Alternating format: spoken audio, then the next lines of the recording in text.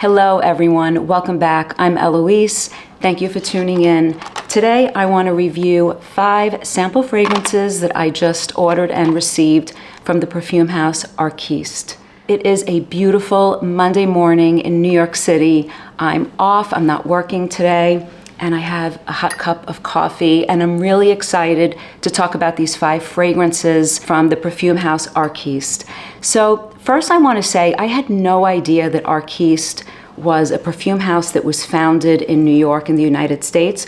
It was founded in 2011 by Carlos Hubert. And as I was reading more about the house, I became really intrigued and even more excited about testing these fragrances. What prompted me to order the samples were some reviews that I saw on YouTube for Indigo Smoke, which is pretty popular, and Architects Club. I saw a few reviews. That's a vanilla fragrance that I have in my sample set. But I had no idea that the founder was based in New York and that this was a US perfume house. So Mr. Hubert is originally from Mexico City. I read he studied architecture and historic preservation, and then at one point turned his attention to his love for perfume, and he trained as a perfumer. I think it is so amazing to follow a passion and a love for perfume, or whatever the passion that you might have. I just think that's so inspiring. I just love it. I love it. So I've tested all of these on skin already. So today, with the exception of one, I'm going to spray them on skin, as well as the tester strip. I do enjoy the experience of the fragrance on skin in addition to the tester strip. So if you guys don't already know, each of the Arquiste fragrances are meant to represent not only a particular part of the world, a particular location, but also a particular era, a certain time period in our world, in our history. So I'll give a little background for each, and let's dive in. So the first one is one of the new releases, and it's called Venice Rococo. So this one is reminiscent of 18th century Venice, of a flat in un palazzo, which in Italian, palazzo means building. I'm Italian, I speak Italian, so yes, palazzo means building. So it's reminiscent of a flat in a palazzo in Venice that is a location where people would have and conduct intimate affairs. So let's spray it here. So what I get from this fragrance is something very powdery, very delicate. It's a powder bomb. And I envision very light pink colored rose petals sprinkled over baby powder. And in addition, I'm also getting violet flowers.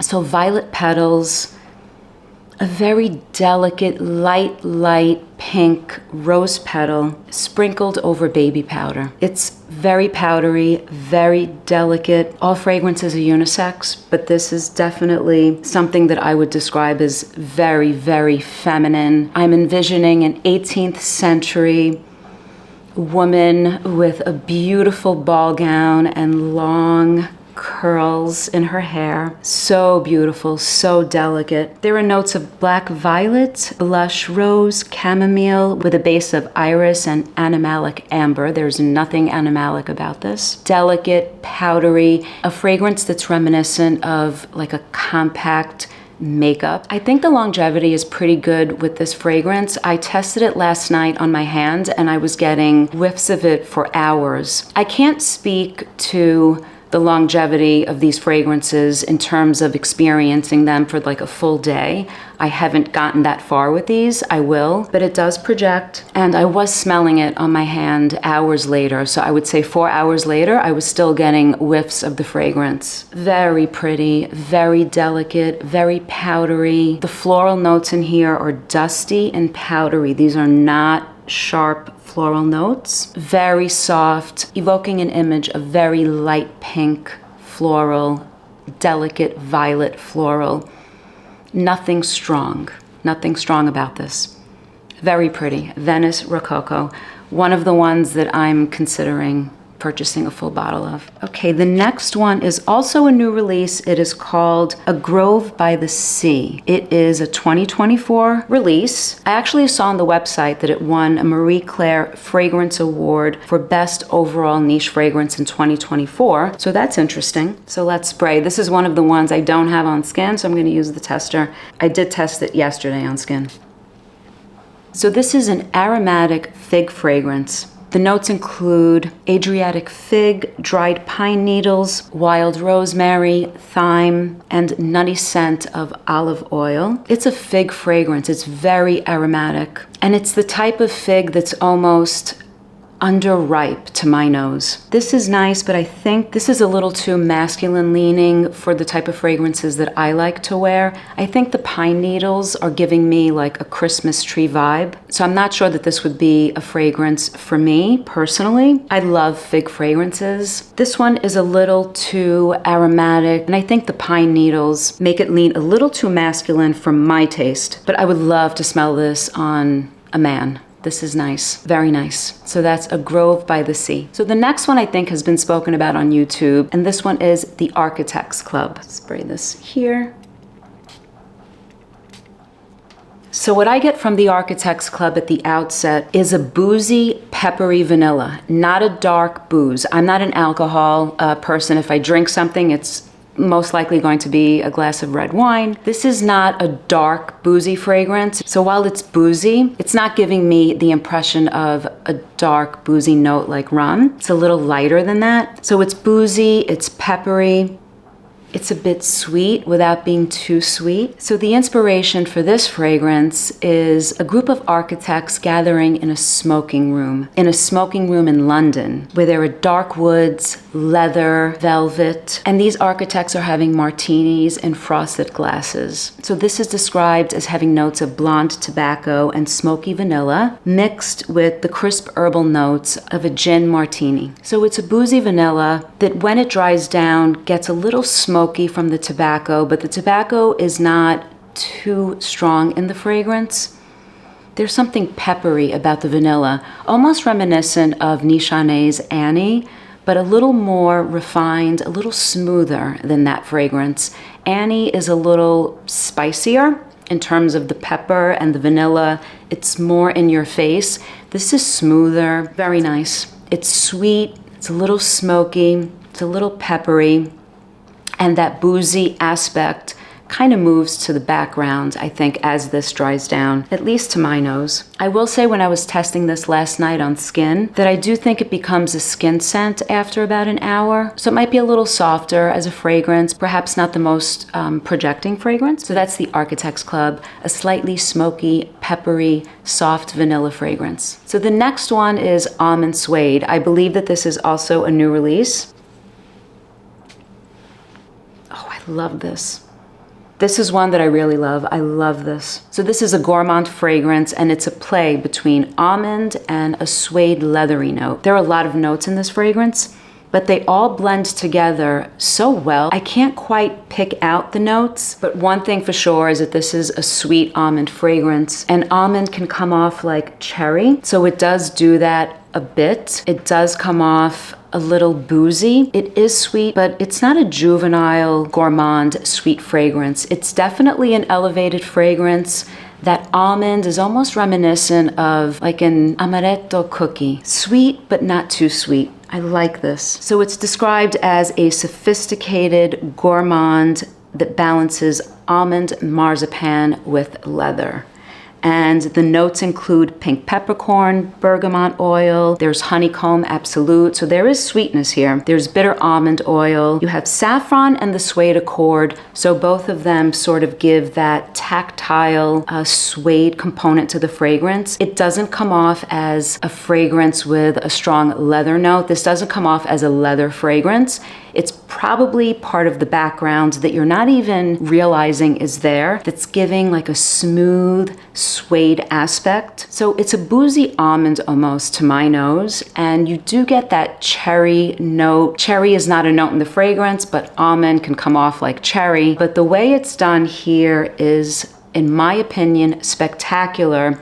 This, along with Venice Rococo, is another one that I would want a full bottle of.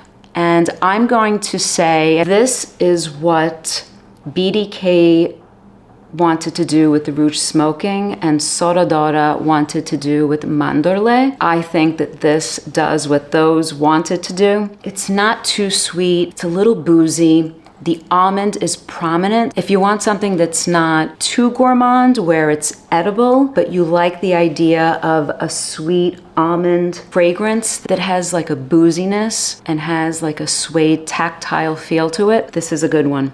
Almond Suede, very, very nice. I love this. So the last one is a fragrance that's one of the older fragrances from Arquiste, and this is Nanban, and it's an incense fragrance. Let's spray this. Oh, this is nice. Nanban is an incense leather fragrance meant to capture the time period of ancient trade between Asia, Europe, and the Americas. Yeah. So what I get from this at the outset is some coffee, a little sweetness.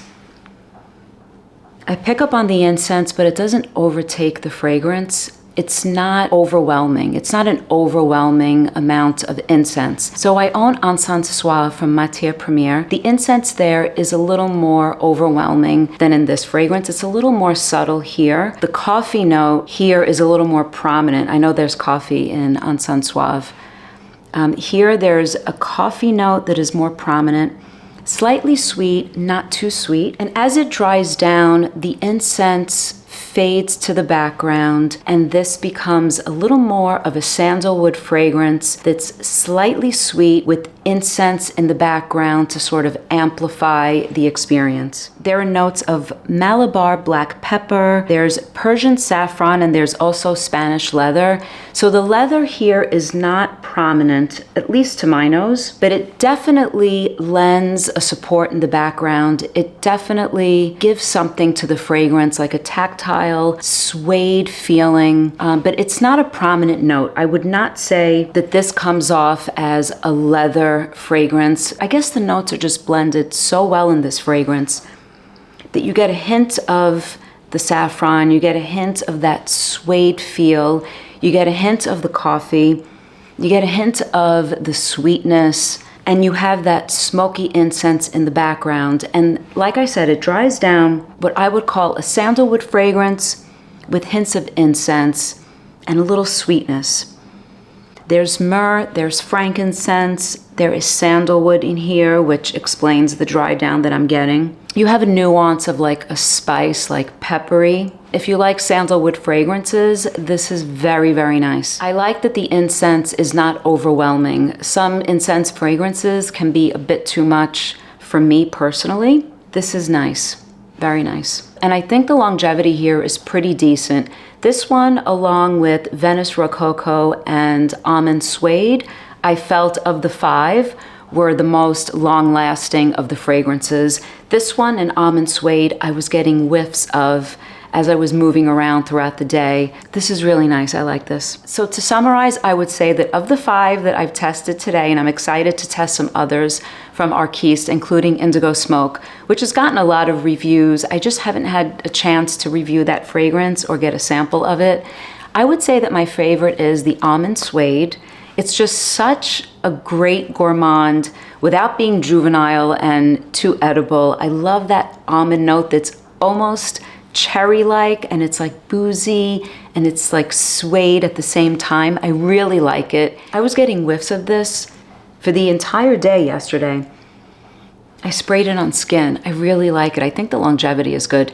And in second place is the very powdery Venice Rococo. I just like what it makes me feel like. It's so feminine, it's so pretty, and I like powdery fragrances. You have to like a powdery fragrance that's reminiscent of baby powder with light, soft violet and light pink petals. So that would be number 2. And at number 3, I would say is Nanban. I think a lot of people would like this fragrance if you like the idea of like a suede, incensey, slightly sweet with a coffee note type fragrance. I think Nanban is something that people would like as well. And Nanban is a great incense fragrance without being too overwhelming. That's it, guys. That is my review of these 5 wonderful fragrances from the house of Arquiste. I'm so excited to explore more from the house. I hope you enjoyed my review. Let me know if you've tried some that I haven't reviewed and what you think of the ones that I spoke about today. Thank you so much for watching. I will see you guys again next time. Bye-bye.